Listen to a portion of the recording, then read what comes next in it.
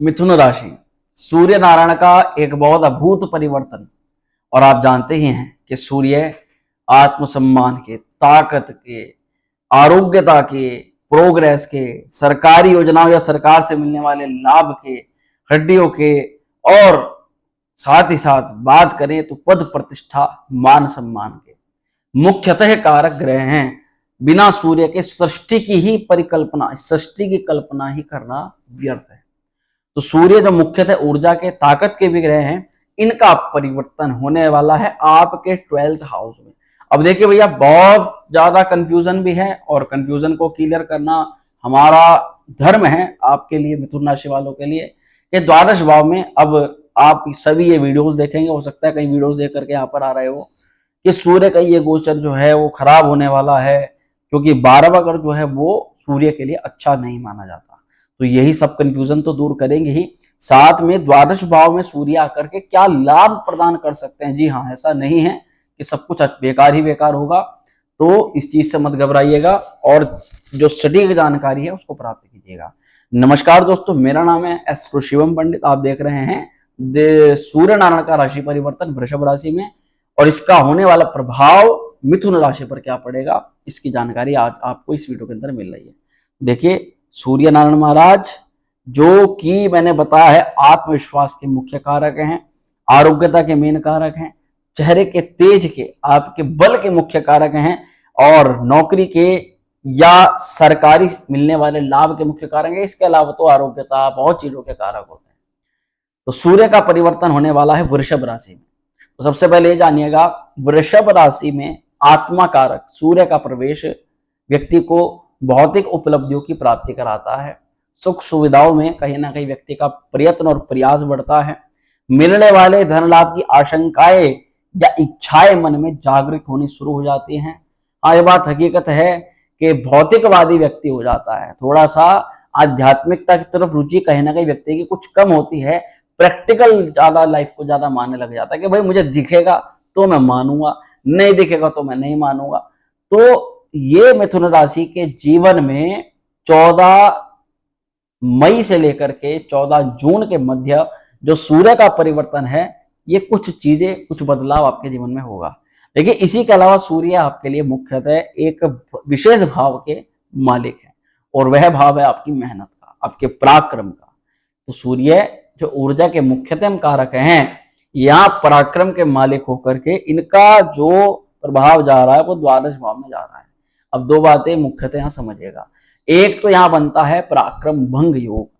अब पराक्रम भंग योग का मुख्यतः क्या फल होता है कि इसको नेगेटिव बिल्कुल नहीं मान करके चलना है। इसका मतलब यह है कि कहीं ना कहीं आपके प्रयास जो है वो अब बढ़ने वाले हैं, और प्रयास का बढ़ना किसी प्रकार से मैं तो उसको नेगेटिव नहीं कहूंगा कि ये उन लोगों के लिए तो बहुत अच्छा रहेगा गोचर जो मेहनत से पीछे नहीं हटते। दूसरा, जो जल्दी से हार नहीं मानते, जो आत्मसम्मान और अपने बल पर विश्वास रखते हैं, उन लोगों के लिए गोचर मैं बिल्कुल भी खराब नहीं मानूंगा।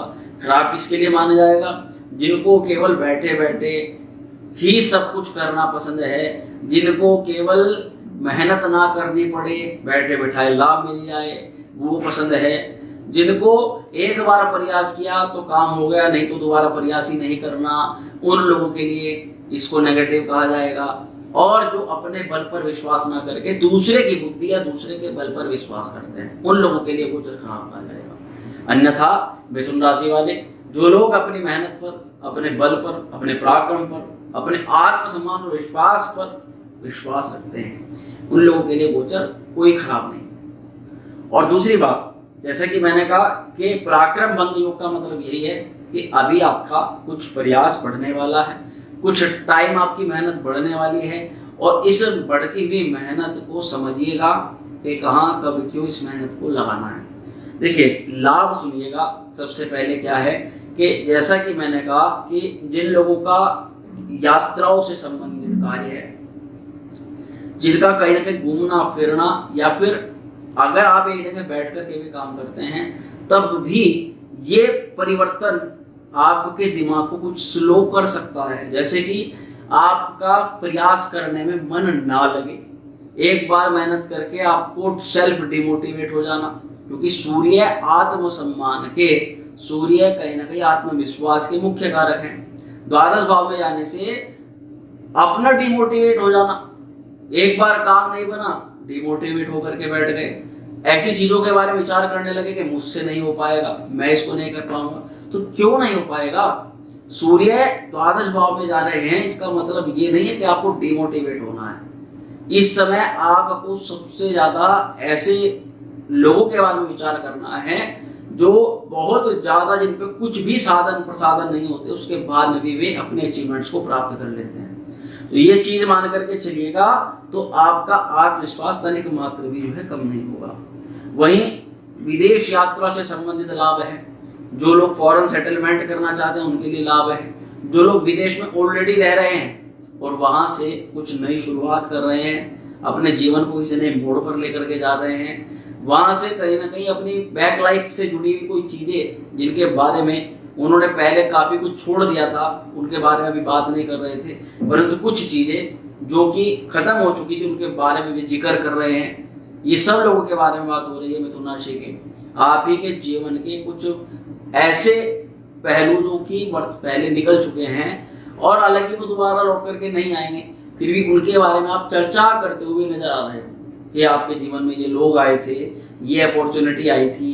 कई बार आप पर्सनली कुछ चीज़ों को सोचोगे कि वहाँ वो चीज़ हो सकती थी, ये नहीं हो पाया, और उसको लेकर के बड़ी ही मन में संकोच और निराशा को पैदा करोगे कि भाई वो मौका मिला था, दोबारा पता नहीं ऐसा मिलेगा नहीं मिलेगा। अरे भैया, मौके मिलते रहते हैं, ग्रह योग जिस प्रकार से बनते रहते हैं मौके भी इसी प्रकार से। तो ऐसा नहीं है कि तब नहीं मिला था तो अब भी जो है नहीं मिलेगा, मौका भी मिलेगा। सूर्य का परिवर्तन मैंने कहा उन लोगों के लिए मौके लेकर के आ रहा है जो कि अपनी तरफ से प्रयास और प्रयत्न बढ़ाएंगे। अब देखिएगा, छोटी बड़ी यात्राएं दोनों ही प्रकार की यात्राएं होंगी, और साथ ही देखा जाएगा उन लोगों पर जिन पर विशेष कोई संकट मंडरा रहा है, कोई कानूनी कार्यवाही चल रही है, न्यायालय गतिविधियां चल रही हैं, कोर्ट कचहरी मुकदमे आदि से संबंधित, या फिर किसी बड़ी बीमारी के चलते बीमारियों में या हॉस्पिटल में आवागमन चल रहा है, ऐसी तमाम तरह की परिस्थितियों में, या फिर कोई ऐसा संकट मंडरा रहा है कि शत्रुओं ने बड़ा जो है घेर रखा है। कई बार संकट जरूरी नहीं कि सामने से आकर के हो, कुछ लोग आजकल तांत्रिक गतिविधियां करते हैं एक दूसरे के खिलाफ, उसी कारण से जीवन में अधिकतर जो है परेशानियां पनप जाती हैं। क्योंकि आज के जीवन में राग द्वेष और ईर्ष्या वो इतनी ज्यादा फैली हुई है कि कोई किसी को सुखी देख करके सुख नहीं होता, वो आपको देखकर सबसे ज्यादा दुखी हो जाता है कि भैया ये क्यों सुखी है। उस चक्कर में क्या करता है, वो सामने से आकर कुछ नहीं कर पाता तो पीछे जाकर के टोना टोटका तमाम तरह की गतिविधियां दिन रात की, बस इसको ना मिले मुझे मिले ना मिले कोई दिक्कत नहीं, भाई इसे नहीं मिलना चाहिए, इसका काम नहीं होना चाहिए, कुछ ऐसा हो जाए कि इसके साथ में खराब हो जाए, बुरा हो जाए, ये तमाम तरह की चीजें। तो सूर्य का इससे बचाव करने के लिए क्या करें, नरसिंह कवच का पाठ करें, भगवान विष्णु के समक्ष या भगवान विष्णु को लाल चंदन से स्नान कराएं पूर्णिमा पर विशेष रूप से, या फिर किसी भी आप प्रतिदिन भी करा सकते हैं, बहुत ही श्रेष्ठ आपके लिए रहेगा। अच्छा, इससे क्या होगा, ये आप करेंगे तो इससे थोड़ा सा जो आपके रास्ते जो आपको लग रहे हैं कि बंद हो गए हैं, ये रास्ते खुल जाएंगे, और सूर्य का ये गोचर नए नए लोगों से संबंध आपके बढ़वाएगा, जिससे क्या होगा, आपकी वर्तमान में चल रही चिंता टेंशन से निकलने का जो रास्ता है वो कहीं ना कहीं आपके लोगों से या घूमने फिरने से आपको प्राप्त हो जाएगा। ठीक है, सूर्य का गोचर जिनकी बाईं आंख में मुख्य समस्या चल रही है उनकी समस्या को कहीं हद तक ठीक करेगा। हाँ, आप किसी ऐसे गोपनीय स्थान पर किसी ऐसे व्यक्ति विशेष के साथ में जा सकते हैं बिना बताए, हो सकता है कि बात बताएं कुछ और, घर वालों को कुछ और बताई जाए और जा कहीं और रहे।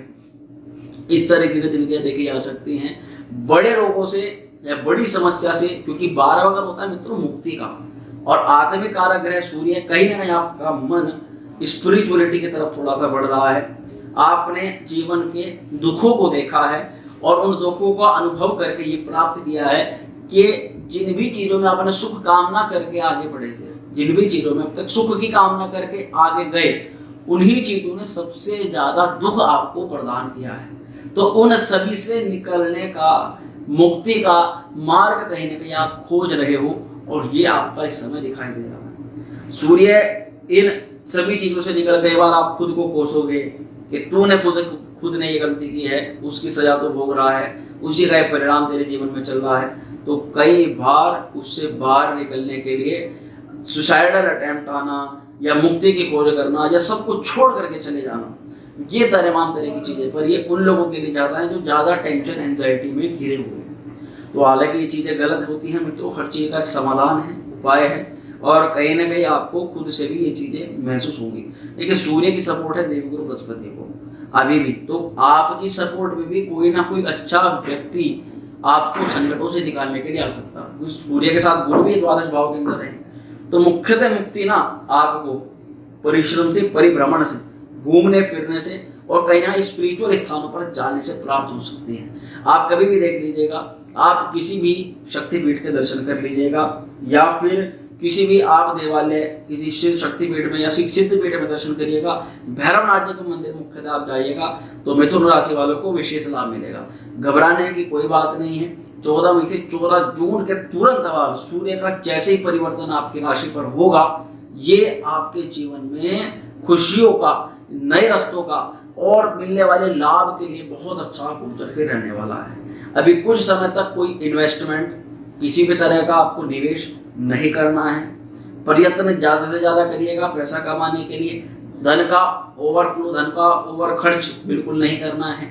मेडिसिन से भी कुछ, मतलब दवाई में या बीमारी में कुछ पैसा जा रहा है ऐसा दिखाई दे रहा है, तो उसके लिए पहले से क्या करिएगा कि आप किसी भी हॉस्पिटल में कहीं पर भी छोटी मोटी डोनेशन जाकर के दे दीजिएगा। किसी हॉस्पिटल में कोई बुजुर्ग, कोई वृद्ध महिला या पुरुष है तो उसको कोई दवाई या कुछ भी दे दीजिएगा। इतना काम आपको कर देना है, बस सूर्य का द्वादश से प्रभाव, नेगेटिव प्रभाव हट जाएगा। इसी के अलावा सावधानियां क्या क्या रखनी है इस गोचर से मित्रों? काम वासना है ना, ये किसी भी प्रकार की वासना, धन की वासना, काम वासना, स्त्री में आसक्त रहना, कहीं ना कहीं ये चीजें बढ़ रही है। शैया सुख को लेकर के बहुत ज्यादा आत्मा तड़प रही है या इस प्रकार की गतिविधियां हो रही हैं। अविवाहित जो पुरुष हैं उन लोगों के जीवन में ज्यादातर, और कई बार विवाहित जीवन में भी अलग अलग किस्म से ये दिक्कतें जो है वो देखने के लिए मिल रही हैं, क्योंकि इस भाव में सूर्य थोड़ा प्रभाव डालता है। तो इससे बचाव रखने के लिए एकांत में कम समय बताइएगा, ज्यादातर ध्यान अपने काम पर रखिएगा। और जैसा कि मैंने कहा कि शत्रुओं से बचाव तो रखना है, शत्रुओं से बचाव कर रखने का उपाय भी मैंने आपको बता दिया है। परिवार में कोई विशेष व्यक्ति विरोधी बन जाता है, कई बार अपना ही कोई व्यक्ति विरोधी बनकर के सामने आ जाता है, उस प्रकार की परिस्थितियों से बचना है। और आपको देखा जा सकता है किसी पसंद की जगह पर आप जा रहे हैं, मनपसंद कुछ खा रहे हैं, मनपसंद स्थान पर भ्रमण कर रहे हैं, किसी ऐसे व्यक्ति से मिलने जा रहे हैं जिससे मिलने की बहुत ज्यादा आपको अंदर से जिसके प्रति भावना उत्पन्न हो रही है, ये सारी चीजें। अब देखिए सूर्य की दृष्टि जो है वो षष्ठम भाव में जा रही है, तो ये बहुत ज्यादा शुभ है। सूर्य षष्ठम पर जब देखते हैं ना मित्रों, तो जैसे कि मैंने कहा शत्रु पनपेंगे, शत्रु बनेंगे, परंतु वहीं शत्रु आपका कुछ बिगाड़ नहीं पाएंगे। शत्रु के आपको लगेगा भी कि शत्रु कहीं ना कहीं आपके लिए कुछ गलत कर रहे हैं, आपको आभास हो जाएगा पहले से, परंतु जो लोग लोन में हैं, जो निवेश कर रहे हैं, जो भी तमाम तरह की चीजों में संलग्न हैं, उनको केवल शत्रु पक्ष से बचाव रखना है। एक कोई ऐसा निवेश नहीं करना है वर्तमान में, क्योंकि अभी जब तक सूर्य द्वादश में चलेंगे फिलहाल, तो तब तक थोड़ा सा बच के रहना है। वैसे शनि आपके भाग्य स्थान पर मौजूद हैं, तो इसीलिए आपको कहीं ना कहीं किसी ना किसी रास्ते से लाभ की प्राप्ति करवा देंगे। परंतु सूर्य जब तक रहेंगे द्वादश में, सूर्य को प्रतिदिन अर्घ्य देना है, ओम घृणी सूर्याय नमः मंत्र का 108 बार जाप करना है, और इसी के अलावा आदित्य हृदय स्तोत्रम का पाठ करना है। यही चीजें आपको जीवन में भौतिक सुख सुविधाओं के साथ में लाभालाभ की प्राप्ति करा सकती है। तो मित्रों आशा करते हैं कि जो जानकारी हमने दी आपको अच्छी लगी होगी। वीडियो पसंद आई लाइक करना, शेयर करना, चैनल पर पहली बार हो तो सब्सक्राइब भी जरूर कर देना। चलिए मिलते हैं नेक्स्ट वीडियो में, तब तक स्वस्थ रहिएगा। ओम श्री विद्याय नमः।